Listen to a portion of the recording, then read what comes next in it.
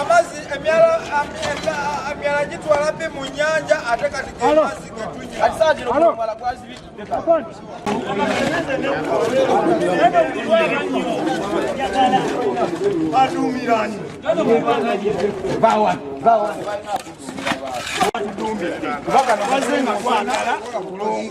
Kusena amazzi gano wayini ge yayimba akakulukutira mu wama naye abagagga bagambe ebizimbe byabwe bayitenga ebimotoka binune mu bbi waabwe bannange ebintu biwunya era kati olunaku balwongereko bakolenga saa 12 bino ebyokukoma mu buveera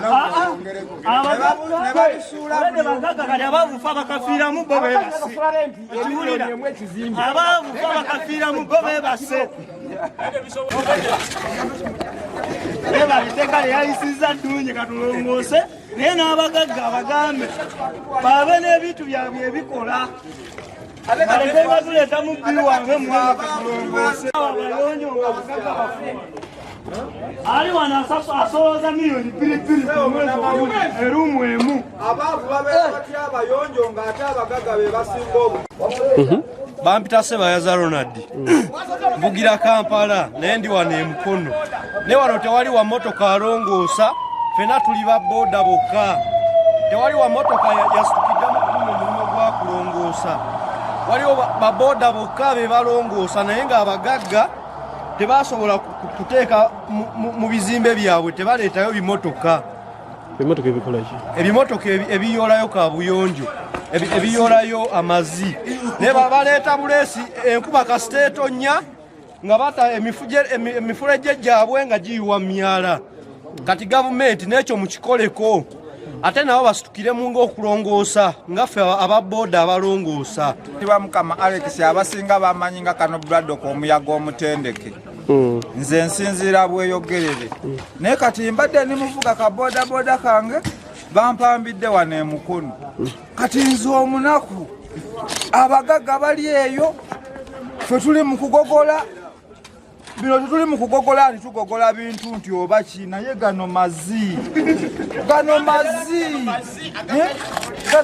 agava mu bagagga gava n'eri ku poliisi yennyininyini bakonikitinga emidumu ne bagiteeka ku poliisi kati saa zino laba obukyafu amazzi ge tunywa ebikyafu bikulukutira mu myala ate nemana tunywa amazzi obukyafu obwo tunaabumalawo tutya.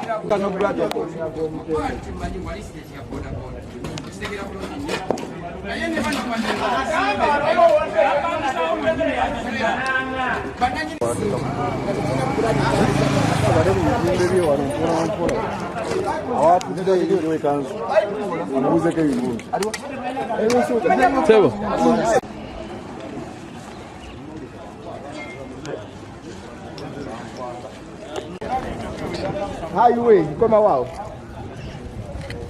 katuje nala wagundi sakila yazero wakulonge kitaka etulaga bana balina abazetu at this school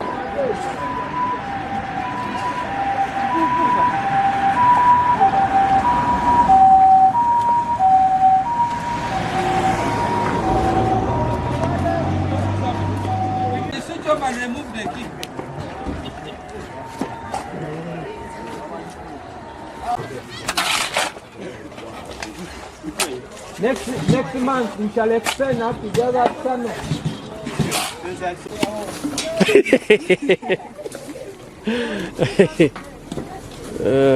I found Water. For these people doing good work for the country. How many? For all this money. Oh.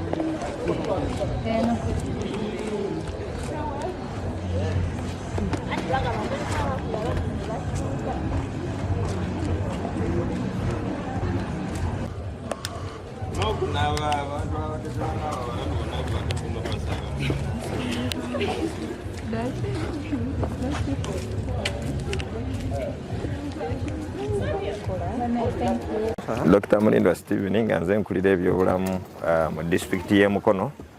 Olunaku olwaleero tubadde n'enteekateeka era nina essanyu lingi okubategeeza nti enkola ey'obulungi bwansi ey'okuyonja buli omu w'obeera buli omu w'okolera okuyonja ekitundu kyaffe ekya disitulikiti y'e Mukono etambudde bulungi ng'abantu bagijjumbidde nnyo n'amaanyi.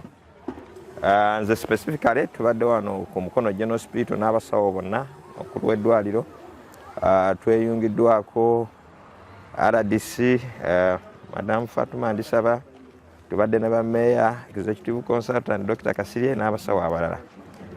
Eddwaliro tuliyonjeza yonna compound yaalyo mubaddemu okwera kuŋŋaanya ebisaaniiko mpozi n'okuzibukula emifulejje egibadde gyazibukula n'okusiimula wards era nga ndi musanyufu okubategeeza nti enteekateeka eno etambudde bulungi. Tugenda kugyongeramu amaanyi kuba gavumenti yatutegeezeza nti tugenda kuba tuyonja buli lwa mukaaga olusembayo mu mwezi. Kati omwezi ogujja tugenda kwongera okugula ebikozesebwa bibeerewo mu bungi n'okwongera okukunga abantu babeere bangi nnyo tulabe nga ekitundu kyaffe kibeera ddala bulungi. Kati ng'abeebulamu ekyo tukitegedde naye omanyi tulina era department yaffe ekola ku environmental health. Kati tugenda kukola enforcement, tugenda bateekako amaanyi okulaba nga one tugenda sooka tubasomese obubi obuli mu kuta obukyafu okugenda mu bantu kubanga tulabye busobola okutuleetera endwadde z'emmenye, kiddukano ky'omusaayi, ebiddukano n'ebirala bingi. So tugenda sooka tubasomese, bwe tunaamala obasomesa tubateekeko amateeka okulaba nga tebakola kintu kifaanana bwe kityo, n'okulaba ekyokubiri nti si wejja oyo bamusimira ebinnya kubanga alina ebinnya mwalina okuba ng'akola ki ng'agenda. Tulabye ebizimbe ebimu bakakibwa okutasiwejja eyo olw'okubanga mu nzimba yaabwe mu nteekateeka y'okuzimba baba tebataddeewo ebinnya ebyo siwegi mwalina okukola ki okugenda. Naye kino tugenda kikwataganyiza wamu kubanga tulina bayinginiya tulina abaarchitecture abakola pulaani z'amayumba ago, so tujja kukwataganyiza wamu ba physical planner okulaba ng'ekyo ekizibu tukijjawo mu bunnambiro.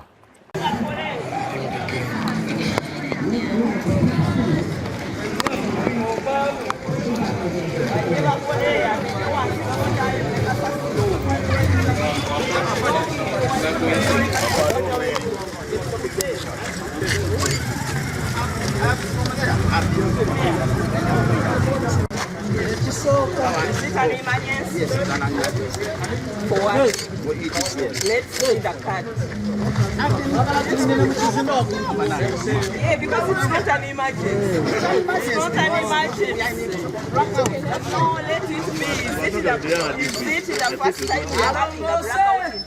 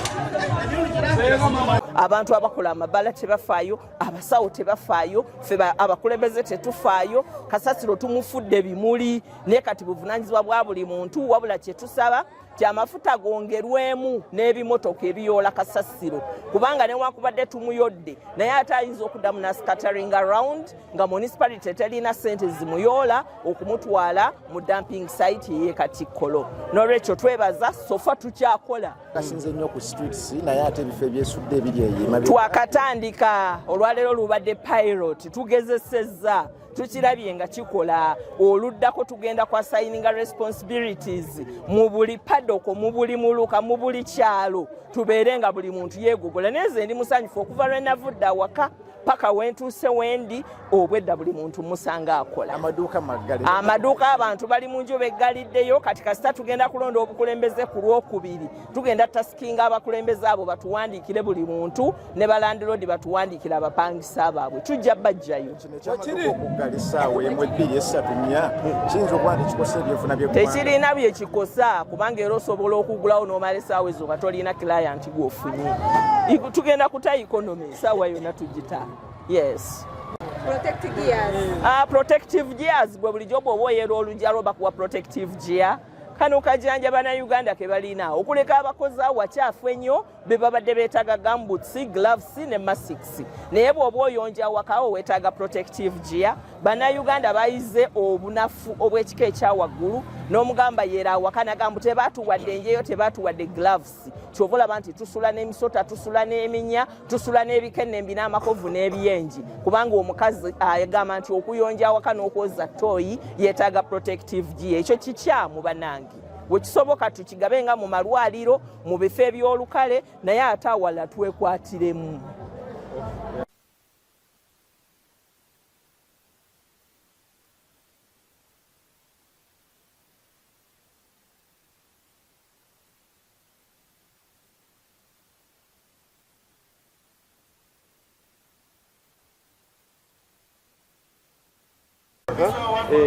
Amanya agange nze mu biruddisani nebaza nnyo gavumenti ekintu kino kyekoledde eddala ekyokulongoosa eggwanga lyaffe lino eno, era newaddeyo nnyo nange n'okuteekamu ezikolera ddala nkolera eddala ensi yange erabike bulungi, enyirire ddala. Kwanze manyi Uganda esinga Amerika, tulina olabikira ddala obulungi okukyananira ddala. Gavumenti ekyongereremu ddala amaanyi nnyo ddala. Ensonga yange gye nnyina nze nsiba tayiroozi, nze musibi wa tayiroozi.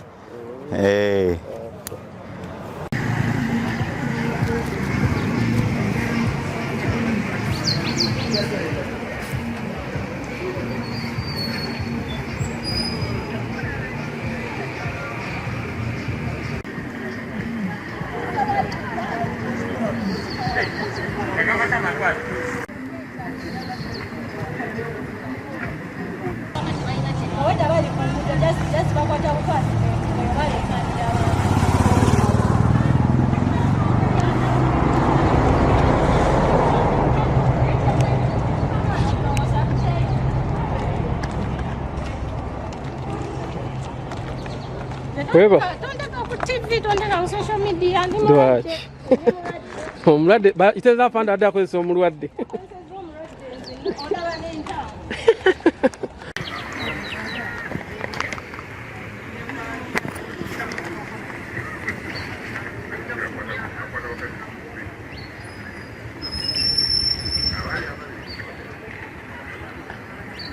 So for you, where are you heading?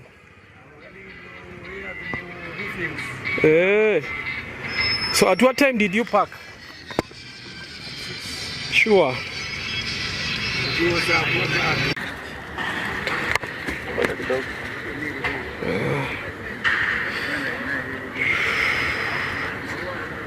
Yes, my name is Edward Juma. I'm a Kenyan. I'm a driver of Sireji Company. But I had it here at Mukono, it was 6:45 today. Yeah. So what have you been told? Why were you parked? What were you told to park here? We were told to park here because of the cleanliness.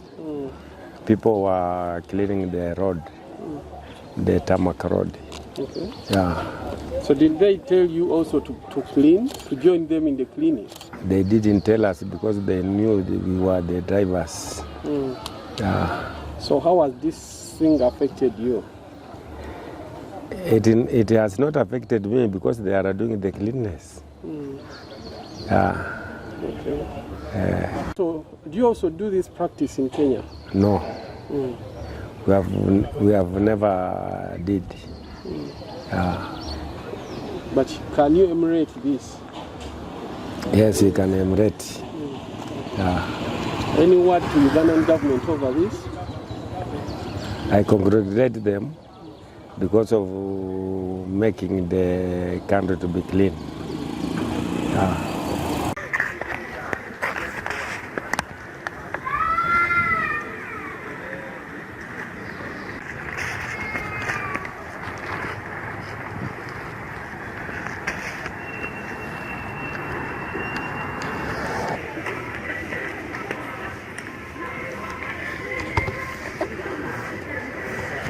Oh, just went button no good. Over